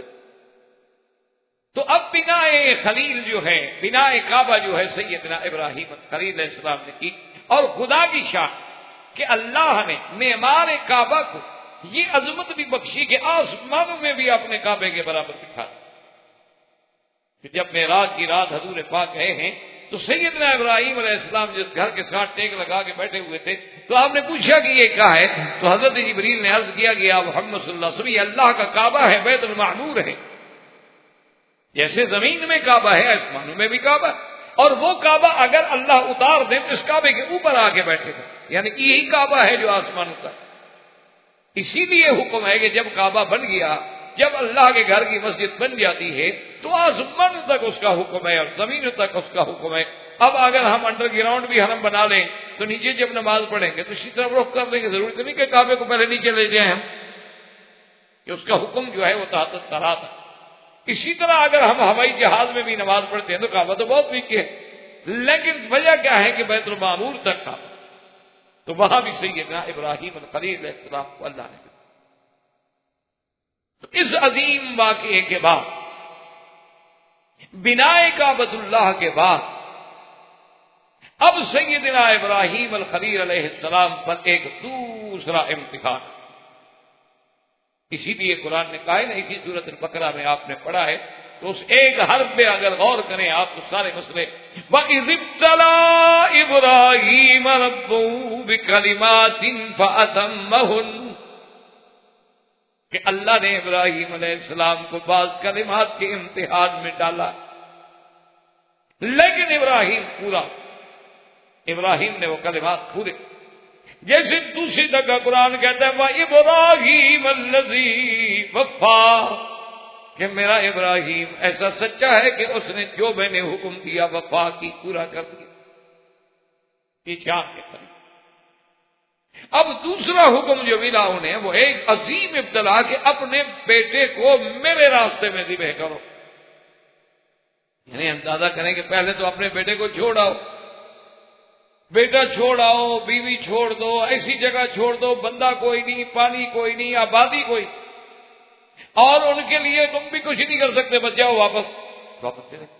اب اللہ پاک نے جوان کر دیا، جوانی آ گئی، کعبۃ اللہ کی تعمیر ہو گئی، اب دوسرا حکم آ گیا کہ اپنے بیٹے کو میرے راستے میں ذبح کر۔ اور وہ حکم کیسے آیا کہ براہ راست حکم بھی نہیں دیا گیا بلکہ خواب۔ اسی لیے ایک مسئلہ ہمیشہ کے لیے سمجھ لیں کہ ایک عام خواب ہے جو عام بندہ دیکھتا ہے، اور ایک خواب وہ ہے جو اللہ کا نبی دیکھتا ہے۔ تو اللہ کے نبی کا جو خواب ہوگا، جو پیغمبر کا خواب ہوگا، اللہ کے نبی اور رسول کا خواب ہوگا، وہ وحی ہوتی، اس میں کوئی غلطی نہیں ہوتی، وہ گویا اللہ کا حکم ہے بس۔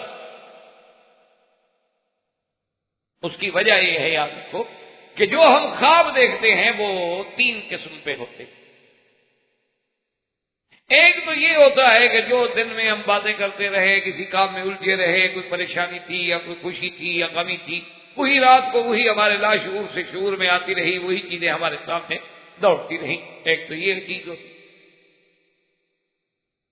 اور ایک خواب ہوتے ہیں کہ شیطان ہمیں ڈراتا ہے، اور ایک خواب جو ہے وہ رحمانی ہوتے ہیں جو اللہ کی طرف سے دلوں میں ڈالے جاتے ہیں۔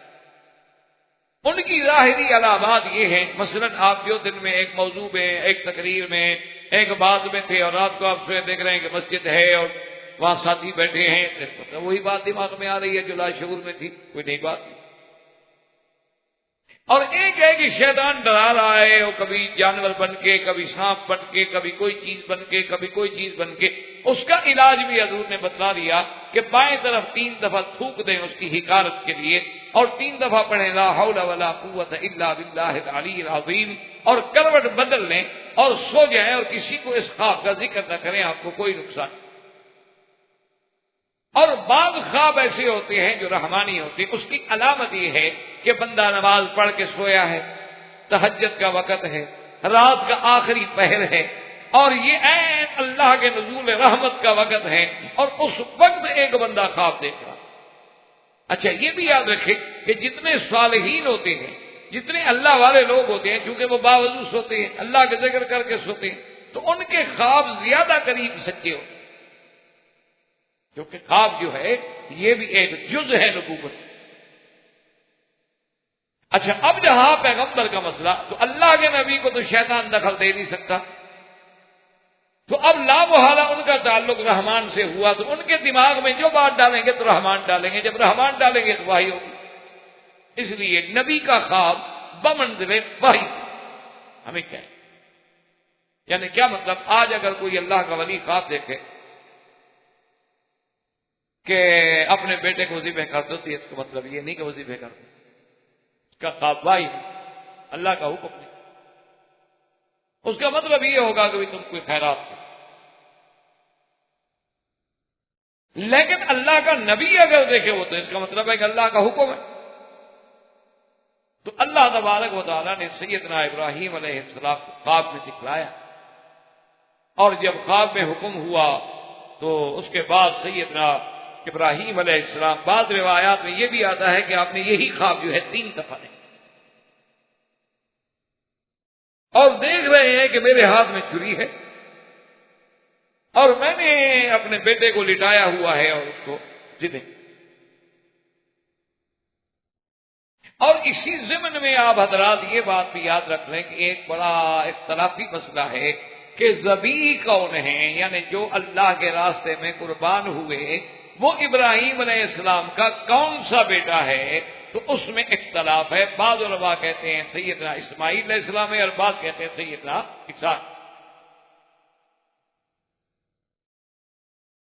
یہ بڑا معرکۃ الآراء مسئلہ ہے، کتابوں میں اس میں بڑے اختلاف ہیں، اور دونوں طرف بڑے دلائل ہیں اور بڑی ابحاث ہیں اور بے انتہا بحثیں ہیں، حتیٰ کہ بعض کی روایات میں کتابوں میں تو ہمارے اپنے لوگ جو ہیں اہل سنت والجماعت کے بڑے بڑے مقتدر لوگ وہ بھی قائل ہو گئے کہ حضرت اسحاق ہیں۔ لیکن آپ ایک اصولی بات یاد رکھیں کہ جمہور کا فیصلہ یہ ہے، لیکن جہاں اختلاف ہو جائے نا پھر وہاں جمہور کے فیصلے کی قوت، یہ ہمیشہ اصول ہے اسلام کا بھی یہی اصول۔ اسی لیے حضور صلی اللہ علیہ وسلم صحابہ سے پوچھ رہے تھے آپ کیا رائے، مثلا کسی فقہی مسئلے میں ایک امام ایک طرف ہے اور 3 امام ایک طرف ہے، لازمی بات ہے کہ جمہوریت ایک طرف ہوگی، جمہور یعنی کثرت ایک طرف ہو گئی۔ مثلا بی بی عائشہ ایک مسئلے میں اکیلے ہیں لیکن سارے صحابہ ایک طرف ہیں، لازمی بات ہے کہ ہم بی بی عائشہ کا احترام تو کریں گے لیکن بات جمہور صحابہ ادب کریں گے کہ بی بی صحابہ کا اجتہاد ہے اور مجتہد سے خطا ہو جاتی ہے، لیکن فتویٰ جمہور کے قول پہ ہوگا۔ تو ایک بات ہمیشہ اصولی یاد رکھ لیں کہ جمہور کے نزدیک یہ فیصلہ ہے کہ ذبیح جو ہے وہ سیدنا اسماعیل۔ اصل میں یہ جھگڑا کیوں پیدا ہوا، ایک بات اپنے ذہن میں رکھ لیں انشاءاللہ۔ اللہ نے آپ کو تعریف دی ہے، علم دیا ہے، اور سچی بات یہ ہے کہ یہ آپ لوگوں کی محبت ہے، خلوص ہے کہ آپ کے یہ دروس جو ہے پوری دنیا میں اللہ کی رحمت سے جا رہے ہیں۔ شاید یہ آپ کی خلوص ہوگا، میرے اندر تو خلوص ہے نہیں، آپ کی برکت ہو، ورنہ نہ مجھے علیحدہ موقع ملتا درس دینے کا، نہ ریکارڈ ہوتے، نہ باہر جاتے، یہ سبب بنتا ہے نا، اللہ اسباب بناتا، اس میں پتہ نہیں کس کا خلوص کیا بنتا۔ تو یعنی ہمیں وہاں اخباروں میں پڑھ رہا تھا اس کے اشتہارات کے، سیرت نبی کے وہاں اخبارات میں کہا یہ کیا یہاں کون دے رہا ہے؟ میں نے کہا جی یہاں بھی بیچنے والے آ گئے ہیں، چلو بھائی بیچیں، ہم نے تو کچھ ہی نہیں لینا الحمدللہ، لیکن چلو دین تو پہنچ رہا ہے، کوئی بات تو اللہ کے دین کی پہنچ، ہو سکتا ہے کسی کے پلے میں ایک بات پڑ جائے اور اس کی وجہ سے ہم سب کی نجات کا ذریعہ بن جائے، وہ بات کیا پتا ہوتا ہے، کوئی ایک بگڑا ہوا آدمی ٹھیک ہو گیا۔ اب جناب یہ ہے کہ اپنا یاد رکھیں یہ وجہ بھی کیا بنی، یہ بھی دراصل یہودیوں کے ساتھ کہ یہودی جو ہیں وہ حضرت یعقوب علیہ السلام کو مانتے ہیں، کیونکہ حضرت یعقوب ہی تو اسرائیل ہے نا، انہی کا نام اسرائیل ہے، اور ابراہیم علیہ السلام کی اولادیں حضرت اسحاق کی اولادیں حضرت یعقوب وہی حضرت اسرائیل، پھر آگے سارے بنو اسرائیل جو ہیں ان سے ہیں۔ تو انہوں نے کہا کہ یہ شرف جو ہے بجائے اسماعیل کو جانے کے، اگر اسماعیل کو ذبیح مانے تو یہ تو عرب کو عزت مل گئی، یہ تو پھر شرف عرب کو ملا، بنو اسرائیل کو تو نہ ملا۔ تو انہوں نے روایات کو گڑ مٹ کر دیا، انہوں نے کہا کہ نہیں یہ اسحاق۔ اسی لیے حضرت عمر بن عبدالعزیز کے زمانے میں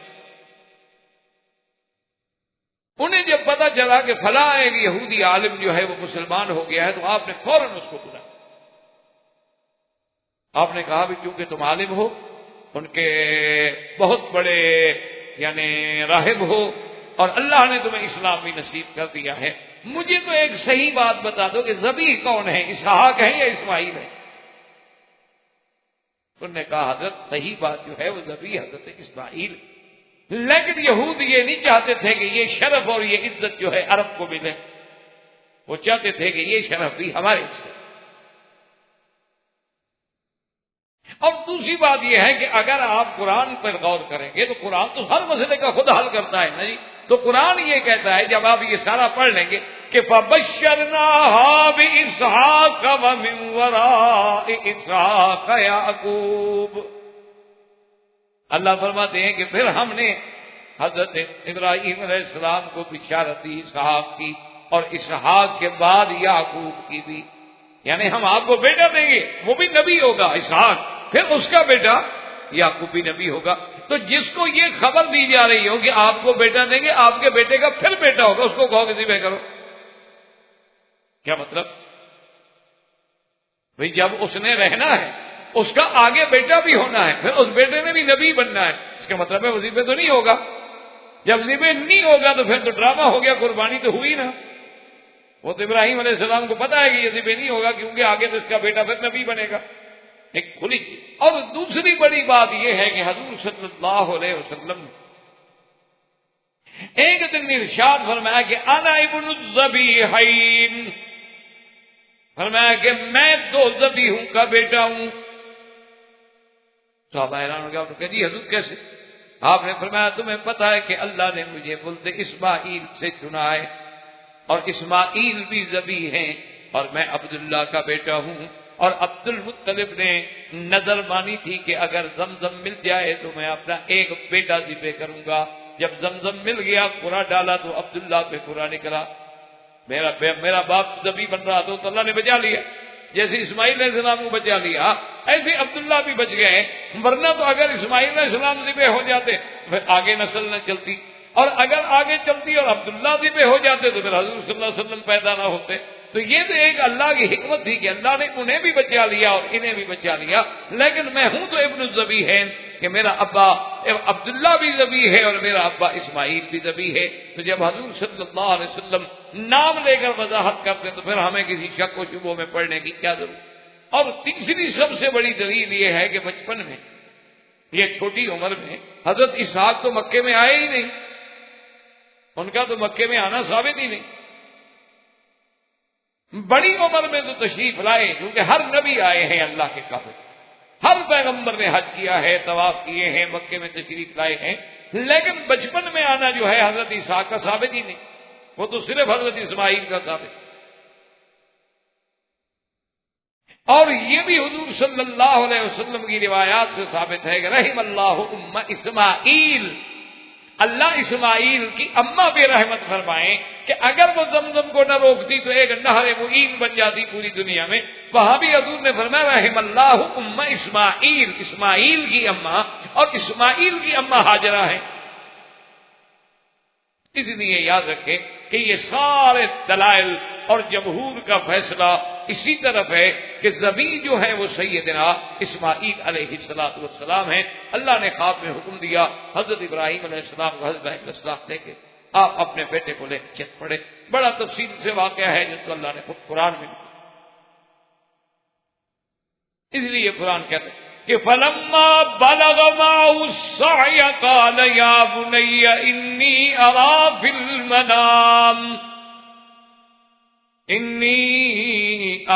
الْمَنَامِ أَنِّي أَذْبَحُكَ فَانظُرْ مَاذَا تَرَىٰ۔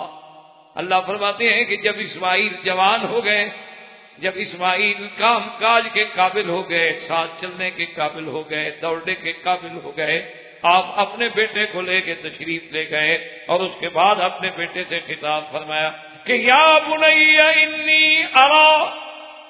انی ارا فی المنام انی اذبحک، مجھے خواب دکھلایا گیا ہے، صاف بتا کہ میرے بیٹے مجھے خواب میں یہ دکھایا کہ انی اذبحک، میں تمہیں ذبح کر رہا ہوں، فانظر ماذا ترى، یاد رکھیں فانظر نظر کے معنی میں ہے، اس کا معنی دیکھنا بھی ہوتا ہے، اس کا معنی تدبر اور غور کرنا بھی ہوتا ہے، صرف دیکھنے کا مطلب نہیں ہے، ایک تو نظر ہے نا دیکھنا، جیسے قرآن کہتا ہے وجوہ یومئذ ناظرۃ الی ربها ناظرہ، اپنے رب کو دیکھیں گے۔ اور ایک قرآن کہتا ہے افلا ينظرون الى الابل کیف خلقت، اور دوسری جگہ قرآن کہتا ہے فَلْيَنظُرِ الْإِنسَانُ مِمَّا خُلِقَ، اور تیسری جگہ کہتے ہیں فَلْيَنظُرِ الْإِنسَانُ إِلَىٰ طَعَامِهِ أَنَّا صَبَبْنَا الْمَاءَ صَبًّا، اور کہیں قرآن کہتے ہیں اَوَلَمْ يَنظُرُوا، کیا تم تدبر نہیں کرتے، غور نہیں کرتے، دیکھتے نہیں؟ تو اس لیے قرآن پاک نے یہاں یہ کہا کہ حضرت ابراہیم نے اپنے بیٹے سے کہا کہ فانظر ماذا ترى، کہ اب میرے بیٹے آپ غور کریں، تدبر کریں، سوچ کے مجھے بتائیں آپ کیا جانتے ہیں، آپ کی کیا رائے ہے اس مسئلے میں؟ کیونکہ حضرت ابراہیم الخلیل علیہ السلام یہ نہیں چاہتے تھے کہ قہرن اپنے بیٹے کو ذبح کر دیں۔ فرمایا یہ کوئی بات تو نہ ہوئی، بہتر ہے کہ میں آپ کی رائے لیں، اور آگے تو نبی کا بیٹا ہے، ہمارا بیٹا تو انبیاء۔ اللہ کیا پیارا جواب دیا ہے اللہ کے قرآن میں، غور کر۔ قال یا ابت افعل ما تؤمر، کہ ابا جان آپ کریں جو آپ کو حکم دیا گیا۔ دیکھو بیٹا، باپ تو کہتا ہے میں نے خواب دیکھا، لیکن بیٹا کہتا ہے ابا جان آپ وہ کریں جو حکم۔ سمجھیں کہ خواب جو ہے اللہ کا حکم ہے، خواب نہیں۔ قال یا ابت افعل ما تؤمر، آپ کو جو امر دیا گیا ہے اللہ کا پورا کریں۔ ستجدنی انشاء اللہ، ستجدنی انشاء اللہ من الصابرین۔ اور ابا انشاءاللہ اللہ نے چاہا تو مجھے بھی اس امتحان میں صبر کرنے والا پاؤ گے، فکر نہ کرو، غم نہ کریں۔ اسی لیے علامہ اقبال نے کیا بڑی پیاری بات، وہ کہتے ہیں یہ فیضان نظر تھا، یہ فیضان نظر تھا، یا کہ مکتب کی کرامت تھی، سکھائے کس نے اسماعیل کو آداب فرزندی۔ یہ ہے نا مقام کے باپ کہتا ذبح کرنا، کہتے حاضر، ٹھیک ہے، اگر آپ ذبح کرنے پہ تیار ہیں تو میں بھی ذبح ہونے پہ تیار ہوں۔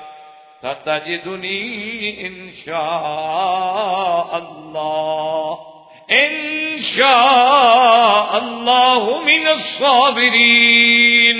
لیکن کتابوں میں آتا ہے کہ سیدنا اسماعیل نے عرض کیا کہ ابا جان میری کچھ خواہشیں ہیں، ایک تو مہربانی کر کے مجھے سجدے کی حالت میں لٹا دیں تاکہ میرے چہرے پہ نظر نہ پڑے آپ کی، اللہ کے حکم میں کہیں دیر نہ ہو جائے، اور دوسرا میری شہادت کے بعد میرا خون آلود کپڑے جو ہیں میری والدہ تک پہنچا دیے جائیں۔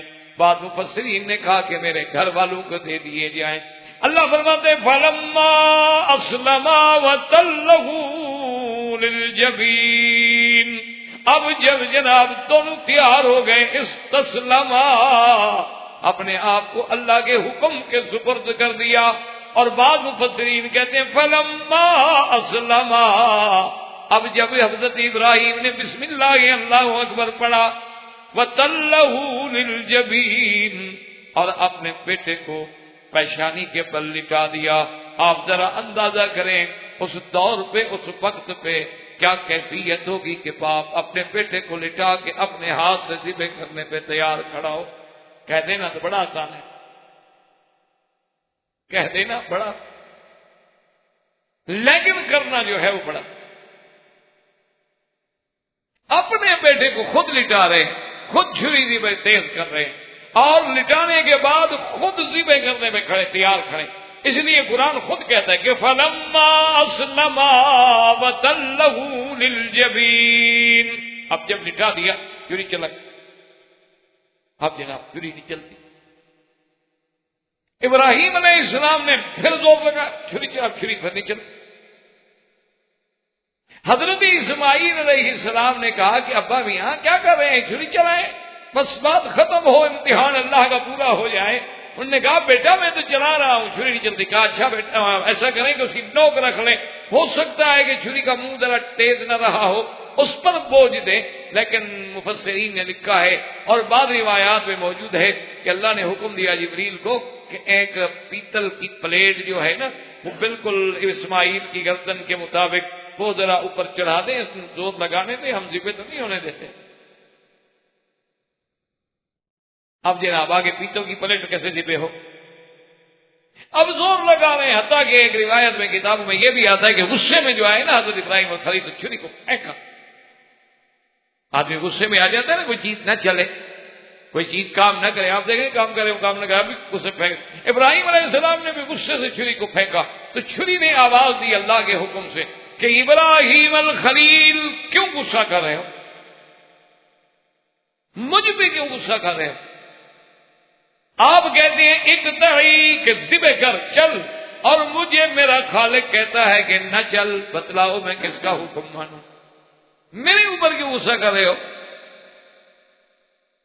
لیکن اب دیکھیں خدا کی شان ہے، اللہ تبارک و تعالیٰ کا قرآن پہ غور کریں، فرماتے ہیں وَنَادَيْنَاهُ أَن يَا إِبْرَاهِيمُ قَدْ صَدَّقْتَ الرُّؤْيَا إِنَّا كَذَلِكَ نَجْزِي الْمُحْسِنِينَ إِنَّ هَذَا لَهُوَ الْبَلَاءُ الْمُبِينُ وَفَدَيْنَاهُ بِذِبْحٍ عَظِيمٍ۔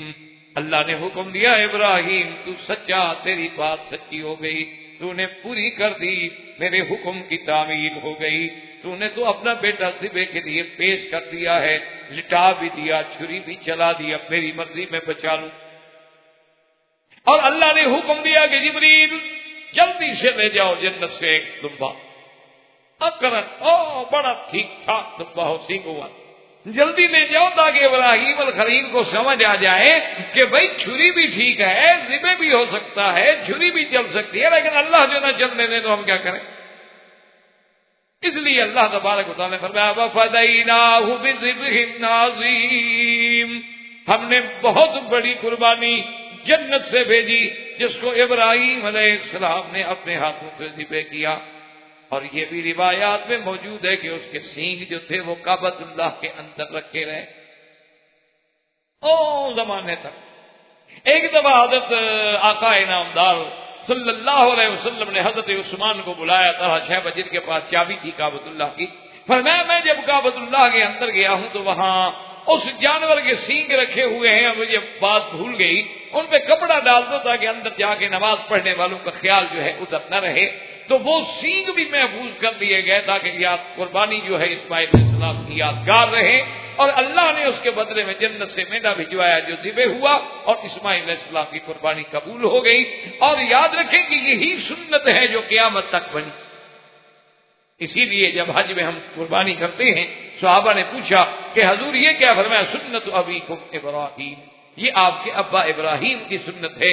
اللہ اس منظر کو ایسا قبول فرمایا ہے کہ وہ قیامت تک زندہ رکھنا چاہتا۔ اور اسی طرح وہ سینگ جو تھے، اور ایک روایات میں یہ بھی ہے کہ کافی عرصے تک وہ کعبۃ اللہ کے اندر رہے، اور پھر میزاب رحمت کے ساتھ ان کو باقاعدہ لٹکا بھی دیا گیا، معلق بھی کر دیا گیا، لیکن خدا کی قدرت ہے کہ بڑی مدتوں کے بعد، زمانے کے بعد اللہ کے کعبے میں آگ لگی، اور جب وہ آگ لگی تو اس میں جہاں غلاف مبارک جل گیا، اندر جو خزانہ تھا وہ جل گیا، تو اس میں وہ جو قرن محفوظ چلے آ رہے تھے، قربانی کے سینگ چلے آ رہے تھے، وہ بھی محفوظ نہ رہ سکے۔ تو اللہ تبارک و تعالی نے سیدنا ابراہیم الخلیل علیہ السلام پر ایک تو اتنا بڑا امتحان کہ اپنے اولاد کی ذبح کا بھی حکم فرمایا۔ اسی لیے میں نے عرض کیا تھا نا کہ انہ بدل نفسہ للنیران وبدل ولدہ للقربان وبدل مالہ للضیفان۔ تو یہ شان تھی سیدنا ابراہیم الخلیل علیہ السلام کی۔ وما علینا الا البلاغ، وآخر دعوانا الحمد للہ رب العالمین۔